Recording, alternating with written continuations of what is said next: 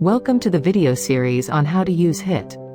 In this video, we will show how to find a replacement for a discontinued product. On the HIT page, select the discipline of your choice. In this case, we will select HVAC products.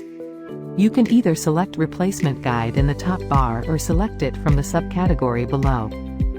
Once this new page opens, you can type the number of the product in the search bar. When pressing Enter, it will show the old product on the left-hand side and provide you the new product on the right-hand side. In the replacement text, it provides further useful information like key differences and tips. Click on the product number of the new product to find more information, such as additional documents, technical specifications, accessories, and add to project or cart. Additionally, HIT also notifies you if a product is discontinued if there is a red exclamation point next to the product name when typed in the search bar.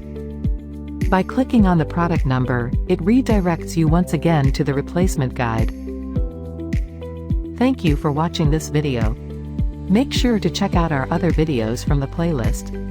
If you wish to proceed to the next video, simply click on the screen appearing in the bottom right corner.